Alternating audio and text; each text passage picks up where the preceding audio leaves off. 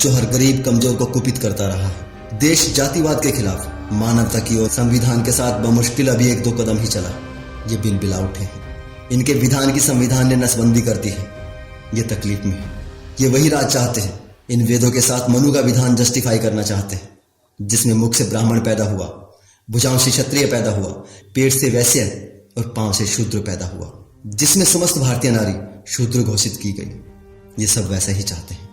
लेकिन इन अकल के अंधों ने कभी सोचा नहीं था कि मुख से थोड़ा ऊपर मस्तिष्क भी होता है, बुद्धि भी होती है, जिससे बुद्ध पैदा होते हैं, ज्योतिबा फुले पैदा होते हैं, पेरियार पैदा होते हैं, अंबेडकर पैदा होते हैं और जोशीले भगत सिंह पैदा होते हैं, जो इनके ईश्वर और उनके भेजे ग्रंथों की बखियां उधेड़ कर रख देते हैं। उसी बुद्धि से तरकशील जन्म लेते हैं, जो उस ईश्वर और उसके योजना आयोग के सदस्यों की हालत खराब करके रख देते हैं। भारत अब तरकशील भारत बन रहा है, जिसमें इनकी हैसियत भी वही होगी जो एक आम भारतीय की होगी। समता, समानता, बंधुता, भाईचारा इन्हें हमेशा के लिए सत्ता विहीन कर देगा। यही वो मूल कारण है जो इन्हें सोने नहीं देता, बेचैन कर रहा है। इसलिए ही ये वो हर पैंतरा अपनाते हैं, जिससे लोग इनके ग्रंथों से चिपके रहे, इन मुफ्तखोरों के लिए पैसा और प्रतिष्ठा जुटाते रहे। इनके पीछे लगा युवा वर्ग, मैं उसके लिए थोड़ी संवेदना रखता, क्योंकि ये वो भारतीय हैं जो वेदों पुराणों के अलावा भारत की भी चिंता करता है। किसी भी आर्य समाजी धर्मावलंबी को नीचा दिखाना मेरा मकसद नहीं। मेरा मकसद सिर्फ इतना है, कौन ज्यादा ताकतवर है, कौन विकट परिस्थिति में टिका रह सकता है। सर्वाइवल ऑफ फिटेस्ट प्रकृति का नियम है जो सभी पर लागू होता है, चाहे वो कोई जीव हो या इंसान या इंसानों का समूह, देश। इस नियम के हिसाब से जो सख्त जान है, जो ताकतवर है, जो टक्कर दे सकता है, वही टिकेगा। पूरे विश्व में विनाशकारी हथियारों की होड़ लगी है और इस रेस में ना चाहते हुए भी हमें दौड़ना होगा, क्योंकि हम एक देश है, और ऐसा देश जिस पर दुश्मनों की गंदी निगाह हर समय रहती है। और जिन लोगों के पीछे आप लोग लगे हैं, ये वही हैं जो वैदिक मंत्रों से दुश्मन को गिरा डालने के दावे करते हैं, जिसे ये सुनहरी वैदिक काल कहकर सपने दिखाते हैं। ये वेद ही हैं जिनकी वजह से हमारा देश बार बार गुलाम हुआ, बार बार लूटा है। 5000 सैनिकों को लेकर आया था गजनी और 50,000 हिंदुओं को मार गया था, मंदिरों को लूट कर ले गया था।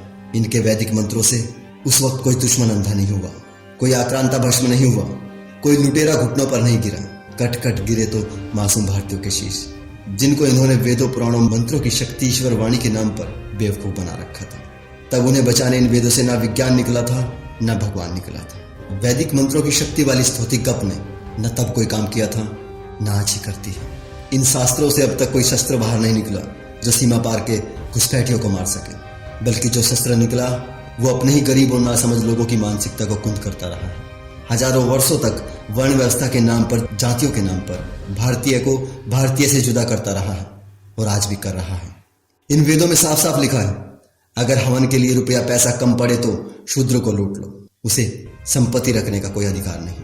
अगर स्वर्णों के समक्ष कोई शूद्र सैया पर बैठे तो राजा को आदेश है उसे कठोर दंड दे, उसके नितंब काट दिए जाए। अगर कोई शूद्र वेद पाठ करे या सुने, उसके कानों में पिघला हुआ लाख डाल दिया जाए। ये है विधान इनका, जिसे ये ईश्वर रचित कहते हैं। सोचिए, अगर ये ईश्वर रचित है तो वो ईश्वर कितना नीच है। क्या ऐसे ग्रंथों को धरती पर भेजने वाला वो ईश्वर पूजा का पात्र हो सकता है? ये सवाल अपने आप से पूछिए। ये वेद पुराण ग्रंथ किसी ईश्वर ने नहीं लिखे, ये वैदिक वैज्ञानिक खुद जानते हैं। इन वेदों में कोई भगवान नहीं, कोई विज्ञान नहीं। अगर वेदों में कोई विज्ञान होता तो ये कब का निकाल चुके होते। ये बहुत पुराना षड्यंत्र है, जिसे सदियों पहले भगवान का नाम लेकर फैलाया गया था, अब विज्ञान का नाम लेकर फैलाने की कोशिश की जा रही है। हमारा देश भुखमरी, गरीबी और बेरोजगारी से जूझ रहा है।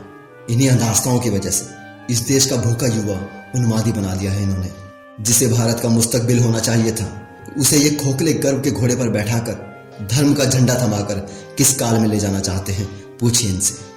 विदेशी अपने आविष्कार कर रहे हैं, नई नई तकनीक ईजाद कर रहे हैं, हमें महंगे दामों पर बेच रहे हैं। हम सिर्फ बाजार बने हुए हैं, सिर्फ इन्हीं मूर्ताओं की वजह से। ये धर्म के धंधेबाज, इनके पास कई तरह की अफीम है। आस्था की अफीम, श्रद्धा की अफीम, गर्व की अफीम, देशभक्ति की अफीम, स्वदेशी की अफीम। ये तरह तरह की अफीम चटाकर आप लोगों को अपने पीछे लगाए रखना चाहते हैं। मेरा आपसे निवेदन है, सभी पूर्वाग्रहों को त्याग कर एक बार अपनी बुद्धि का इस्तेमाल करें। सोचिए, आज तक इन धर्म के धंधेबाजों ने इस देश को क्या दिया है? शोषण, गुलामी, भुखमरी, आक्रांताओं के हमले के सिवा। ये वहीं ले जाना चाहते हैं। ये बस किसी भी तरह अपनी सत्ता चाहते हैं। समय है दोस्तों, संभल जाइए। मानवता और वैज्ञानिक चिंतन के साथ देश को आगे बढ़ाइए। ये सभी धर्म कभी इंसान की जरूरत थे, परिवर्तन के लिए थे। आज ये दकियानुसी है। वो परिवर्तन हजारों साल पहले हो चुके हैं। आज फिर एक नए परिवर्तन की जरूरत है।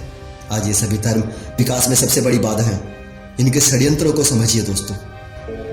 आज के लिए इतना ही दोस्तों। अगर वीडियो अच्छा लगा है तो इसे ज़्यादा से ज़्यादा लोगों तक पहुंचा दीजिए और हमारे इस चैनल को सब्सक्राइब कर लीजिए। आखंड और अंधविश्वास मिटाने में हमारी मदद कीजिए। जल्दी ही मिलते हैं अगले वीडियो में। धन्यवाद।